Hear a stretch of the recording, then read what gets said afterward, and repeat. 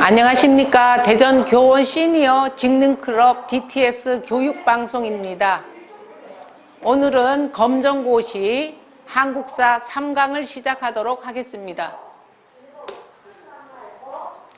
오늘은 먼저 고려 문벌 귀족 사회와 무신 정권에 대하여 살펴보도록 하겠습니다.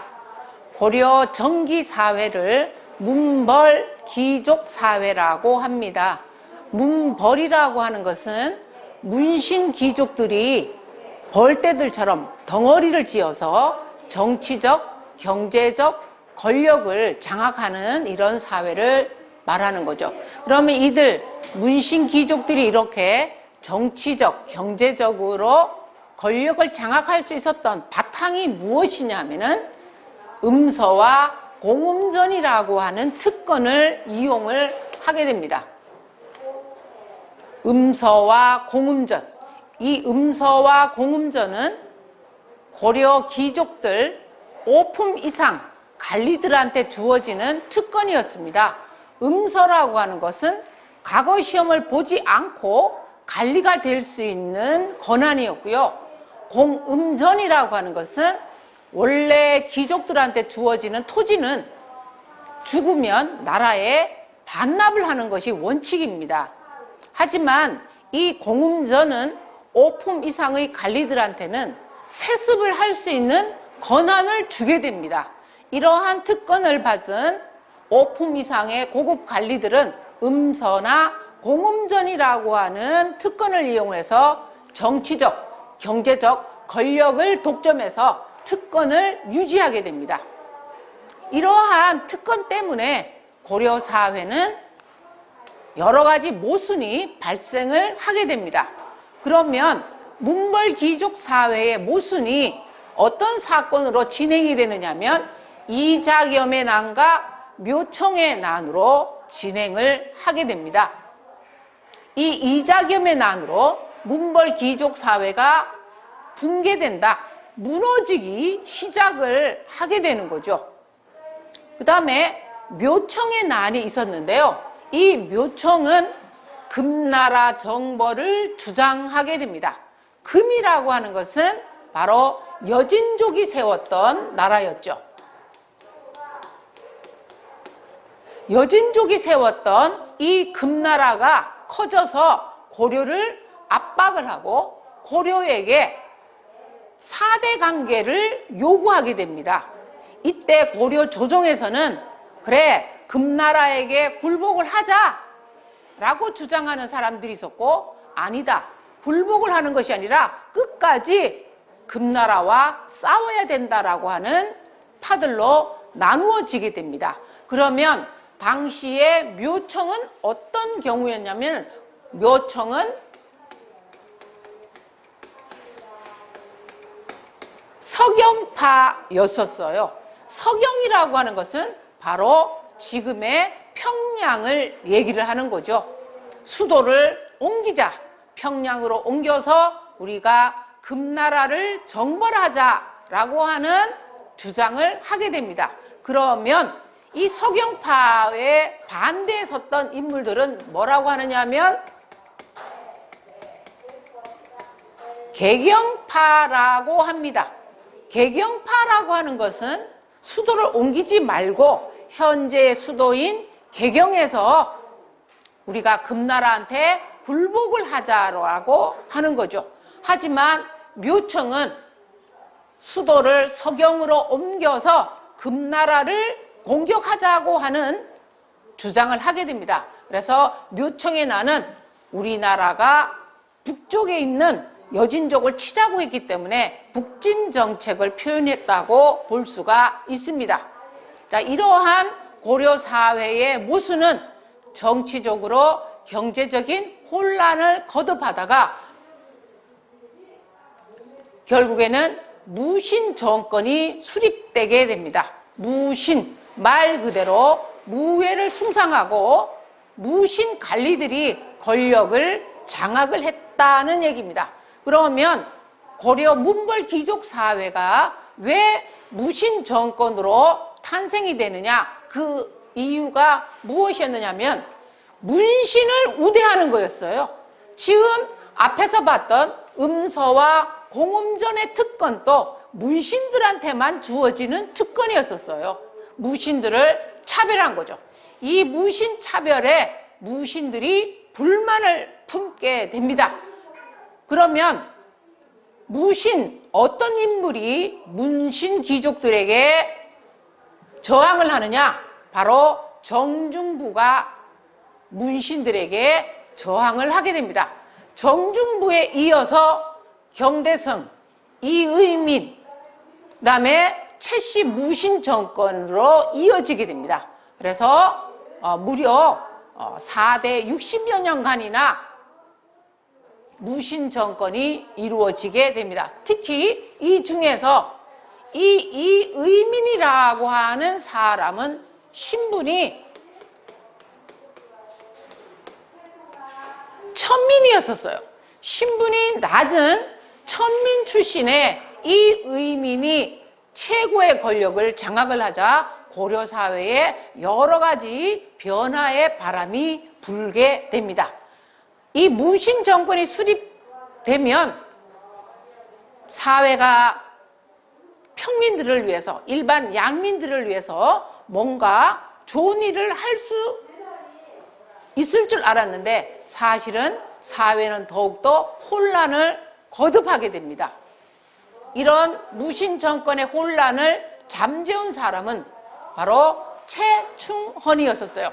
최충헌이 권력을 장악을 하고 난 다음에 무신 정권은 안정을 찾게 됩니다.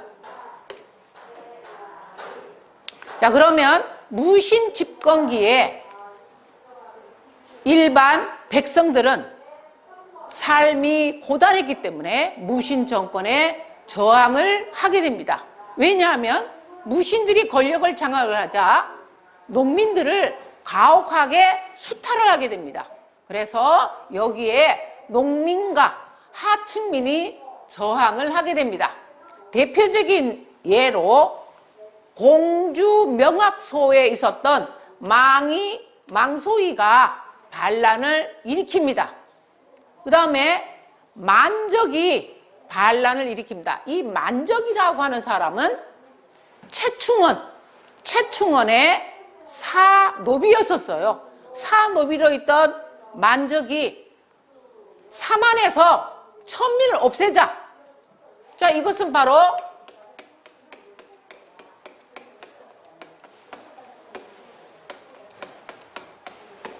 신분 해방을 주장하는 거죠. 고려 귀족 사회는 계급 사회였어요. 그런데 이 만적은 신분 해방 운동을 벌이고 있었죠. 아까 우리가 살펴봤던 이 의민은 천민인데도 불구하고 고려의 최고의 권력을 장악을 하게 됩니다. 이런 것들이 고려 사회에 어느 정도 이런 변화를 보이고 있습니다. 자, 고려가 이렇게 나약해지면서 고려는 몽골의 침입을 받게 됩니다. 중국의 몽골족의 침략을 받게 되죠. 고려는 몽골 침입에 항복하지 않고 끝까지 싸우기를 고집합니다. 끝까지 싸우기 위해서 고려는 수도를 강화도로 천도를 하게 됩니다. 천도라고 하는 말은 도읍지를 옮긴다는 얘기예요. 어디에서? 고려의 수도가 개경이었죠. 개경에서 강화도로 수도를 옮긴 겁니다. 그래서 끝까지 한번 싸워보자 라고 하는 결전의 의지를 다지게 됩니다. 그러면서 고려는 부처의 힘, 불교의 힘으로 몽고족을 막아보겠다고 8만 대장경을 조판하게 됩니다. 그리고 민중의 항전이 특이하였어요. 고려 본토에 남아있던 민중들은 끝까지 몽고에 항전을 하고요. 삼별초도 끝까지 항전을 하였어요. 이렇게 고려 민족이 항전을 했지만 몽고의 침입을 막아낼 수가 없었어요. 이러는 동안에 고려의 많은 문화재가 손실되었고 인명의 피해는 물론이거니와 국토가 황폐화되고 백성들의 삶이 지쳐가게 됩니다. 결국에는 몽고에게 굴복을 하고 강화도로 갔던 고려 정부는 다시 개경으로 돌아오게 됩니다. 자, 이렇게 고려가 몽고에게 항복을 하고 이제 이 몽고라고 하는 이 나라는 나라의 이름을 갖다가 원이라고 이름을 바꾸게 됩니다. 몽고가 아니라 이제는 원제국이 되었어요. 이 원나라는 고려의 내정을 간섭합니다. 그리고 이때 건문세족이라고 하는 세력이 등장을 합니다. 이 건문세족들은 원나라와 친하게 지내는 원나라에게 아부를 하여 원나라의 권력을 이용하여 고려 사회를 장악하고자 하는 건문세족들이 등장을 하게 됩니다. 자, 원나라의 내정 간섭이 이루어지면서 고려는 자주성의 시련을 겪게 됩니다. 자주성의 시련이라고 하는 것은 고려가 가지고 있는 주인 정신이 없어졌다는 거죠. 자, 어떤 것이 있었느냐? 원나라는 고려와 함께 일본 원정을 2차례 단행을 하게 됩니다. 물론 고려의 의지는 일본 원정을 원하지 않았지만 원나라의 압력에 고려는 굴복을 하고 일본 원정을 단행을 하게 됩니다. 또한 고려의 영토를 상실하게 됩니다. 쌍성 총관부, 탐라 총관부, 동령부 이러한 영토를 잃어버리고요. 왕실, 용어와 간제를 한 단계 낮춰버립니다. 예를 들면 황제에게 쓸 수 있었던 폐하라고 하는 용어를 그 밑에 단계인 전하로 바꾸게 됩니다. 또 왕의 아들을 태자라고 하는데 태자를 갖다가 세자라고 하는 용어로 바꾸게 됐던 거죠. 뿐만 아니라 고려의 정치에 간섭을 하고 수탈을 하게 됩니다. 그 수탈했던 가장 대표적인 것이 뭐냐면 여자를 잡아가는 거죠. 공녀를 데려가는 것이었어요. 또한 우리나라에서 매를 잡아가는 등 여러 가지 경제적인 수탈을 하게 됩니다. 자, 이러한 몽고의 원나라의 수탈에 맞섰던 대표적인 왕이 누구냐? 공민왕입니다. 공민왕은 원나라에 반대한다 이거죠. 원나라에 반대하고 우리가 주인이다. 고려의 주인은 고려인이지 원이 아니다라고 하는 자주정책을 발표하게 됩니다. 그래서 공민왕의 반원 자주정책입니다. 그래서 공민왕은 원나라와 친했던 친원파 귀족인 건문세족을 수청합니다. 그 대표적인 사람이 누구냐? 기씨일파죠. 기씨일파들은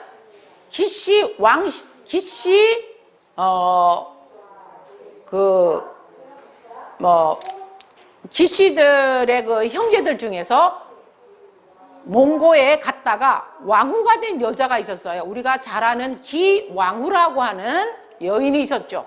이 기왕후의 권력을 이용을 해서 기씨일파들이 고려에서 큰 세력을 펼치게 됩니다. 이러한 기씨일파들을 갖다가 공민왕이 수청을 하고 또 영토를 회복합니다. 즉 아까 우리가 알아봤던 쌍성 총관부를 갖다가 회복을 했던 거죠. 또 그리고 몽고의 풍속을 금지합니다. 또한 전민변전도감이라고 하는 것을 설치를 하는데요. 전민변전도감이라고 하는 것은 불법 노비를 갖다가 해방하는 거예요.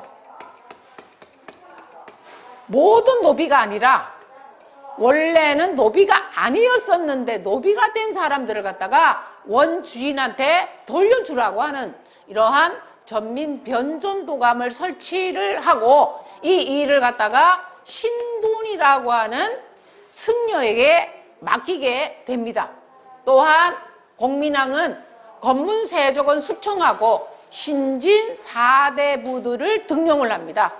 이 신진 4대부들 등장을 하게 되죠. 그러면 공민왕의 이러한 반원 자주 정책을 결론적으로 얘기를 하면 왕권 강화예요.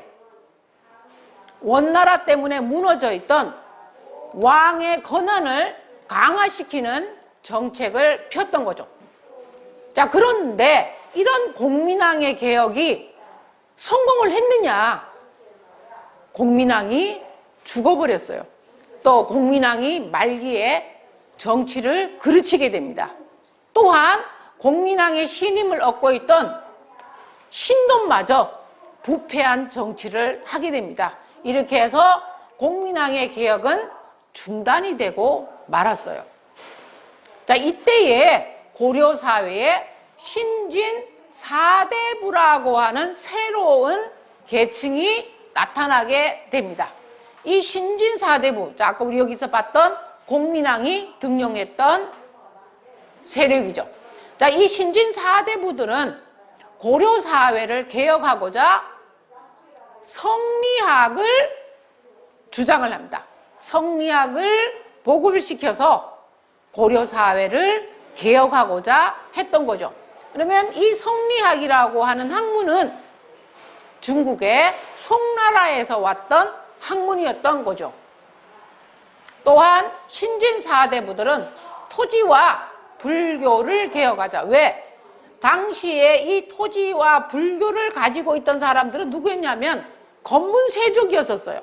건문세족들이 정치적, 경제적 권력을 이용을 해서 토지와 불교를 갖다가 장악을 하자 여기에 신진 4대부들이 토지와 불교 개혁을 주장해서 고려 사회를 개혁하고자 했던 거죠. 자, 고려 사회는 외적의 침략을 받게 됩니다. 고려 말에 고려를 괴롭혔던 외적 하면은 홍건적과 왜구를 들 수가 있습니다. 그렇다고 해서 고려인들이 가만히 있을 수 없죠. 고려인들은 여기에 힘써서 저항을 하게 됩니다. 자, 그래서 14세기에 홍건적과 왜구가 침략을 하게 되는데요. 그러면 이러한 홍건적과 왜구의 침략에 맞서 싸웠던 신흥 무인 세력 하면 대표적으로 최영은 홍건적을 격퇴했고 이성계는 황산대첩에서 왜구를 격퇴하게 됩니다. 최무선은 화약을 만들어서 화통도감을 설치합니다. 화통도감에서 화약을 만들고 그 화약으로 하포를 만들어서 왜구 침략에 사용을 하게 됩니다. 또한 박위라고 하는 사람은 일본의 왜구를 물리치기 위하여 왜구의 속을 왜구들이 많이 살고 있는 쓰시마 섬을 정벌하여 고려가 왜구 침략에 아주 적극적으로 나서고 있음을 볼 수가 있습니다. 고려 말에 이러한 혼란한 상황 속에서 새롭게 등장하는 신진 세력, 신흥 무인 세력의 가장 대표적인 인물이 이성계입니다. 바로 이 이성계가 고려 말에 신흥 무인 세력의 대표적인 인물이라고 볼 수가 있습니다. 자, 이 이성계는 위화도에서 해군을 하게 됩니다. 이 위화도는 중국의 명나라를 공격하기 위하여 이성계가 위화도를 공격을 하러 갔던 거죠. 하지만 이성계는 회군, 명을 친 것이 아니라 치러 가다가 다시 돌아오게 됩니다. 자, 이렇게 이성계가 위화도 회군에서 군사적인 권력을 장악을 하고 이 군사적인 권력으로 정치적인 권력, 경제적인 권력을 장악한 뒤에 이성계는 조선을 건국하게 됩니다. 이 이성계의 조선 건국 이야기는 뒤편에 다시 나오기 때문에 그때 가서 살펴보도록 하겠습니다.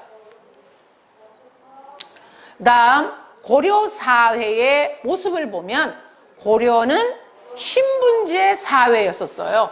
고려의 신분은 양천제입니다. 양천제. 양은 양인, 천은 천인으로 구성되었다는 얘기입니다. 그 다음에 사회 제도를 보면 봉간제라고 합니다. 자, 우리가 성이 있어요. 너 어느 김씨냐? 그러면 저는 안동 김씨입니다. 저는 경주 김씨입니다. 저는 밀양 박씨입니다. 이렇게 자기 성 앞에 그 고향 이름을 붙이도록 되어 있어요. 그 성씨들이 가지고 있는 세력의 지역을 갖다가 넣어서 봉간제라고 하는 것을 만들게 됩니다. 그 다음에 일부 일처제, 한 남자가 한 명의 부인을 거느리고 살도록 하죠. 일부 다처제가 아니라. 자, 그리고 포괄적인 혈연의식이라고 있는데, 이 말은 남자와 여자를 굳이 구별하지 않는다는 거죠. 재산을 상속할 때 남자한테만 준다든가, 또 여자가 남자 말을 잘 들어야 된다든가, 이혼을 할 수 없다든가, 이런 것이 아니라 포괄적으로 남자와 여자들에게 재산을 고루 분배한다든가, 또 여성의 의견을 갖다가 존중해주고, 또 일반 양자들에게도 이런 재산을 갖다가 골고루 나누어주는 이런 포괄적인 혈연의식을 가지고 있었다는 얘기입니다.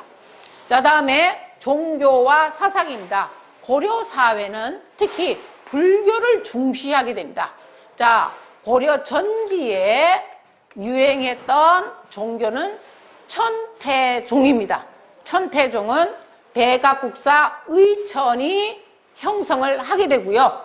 고려 후기에는 보조국사 진우리, 조계종을 형성을 하게 됩니다. 자, 그런데 이 의천과 진울의 공통점이라고 하는 것은 뭐냐면은 교종과 선종을 갖다가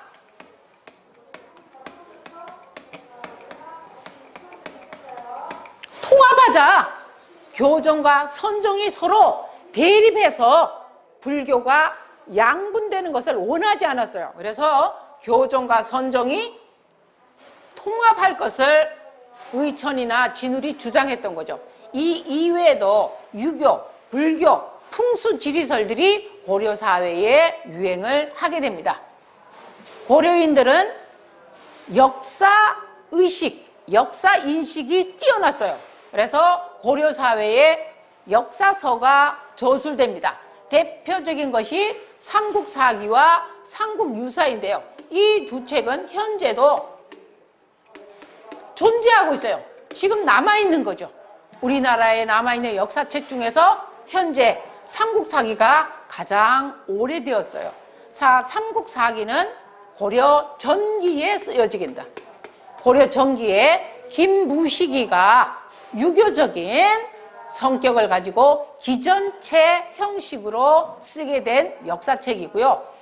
삼국유사는 고려 후기 1년이 불교, 이 1년이라는 사람이 승려였기 때문에 불교적인 내용이 많았죠. 자, 특이한 것은 1년이 썼던 삼국유사 속에는 당군 신화가 수록되어 있다는 얘기입니다. 그러면 이 당군 신화가 왜 이 시기에 만들어졌느냐? 자, 이 시기는 바로 고려 후기였었어요. 고려 후기에는 우리나라의 원나라, 즉 몽고가 침략을 하게 되어서 고려가 자주성을 잃어버리게 됩니다. 그래서 이런 것을 극복하고자 삼국유사 속에 우리 민족의 뿌리, 우리 민족의 목적, 이런 것들을 갖다가 넣어서 우리 민족의 오래된 역사성을 갖다가 강조하면서 민족의 자주성을 되찾자라고 하는 이런 민족의식을 집어넣었던 책이 바로 삼국유사입니다. 자, 현재까지 남아있는 책들이죠. 자, 다음에 문제 풀어보도록 하겠습니다. 1번. 기억에 해당하는 인물은 누구냐? 서경으로 천도할 것을 건의하고 왕을 황제라 칭하고 금나라 정벌을 주장하였다라고 있는데, 자, 요것은 바로 묘청이었었죠. 고려 문벌 귀족 사회가 무너지는 가운데 우리가 공부했던 묘총이라는 인물입니다. 자, 다음 2번.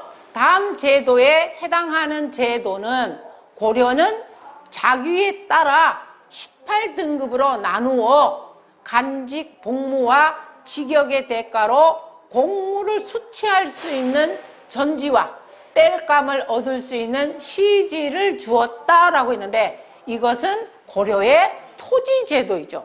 고려의 토지제도는 바로 전시과 제도입니다. 전시과 제도가 고려의 대표적인 토지제도이죠. 다음 고려 공민왕의 업적으로 오른 것은 서원정리, 훈민정음 창제. 자, 요것은 조선시대입니다. 조선시대. 쌍성 총간부 탈환. 자, 공민왕이 영토를 회복하죠. 그 다음 불법 노비를 해방하기 위하여 쌍성 총간부를 설치합니다. 정답은 쌍성 총간부 탈환과 전민 변전 동감 설치인 4번 디귿과 리을입니다. 자, 다음 4번. 다음 기역에 들어갈 고려의 신부는 누구냐? 기역은 주로 일반 군현에 살면서 농업이나 상공업에 종사하였다. 그러니까 일반 백성이네요.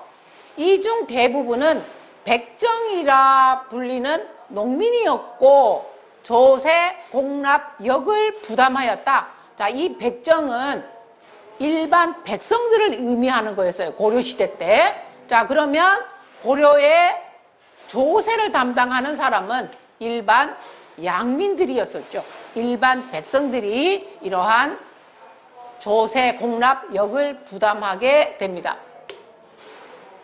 자, 이상으로 한국사 3강을 마치도록 하겠습니다.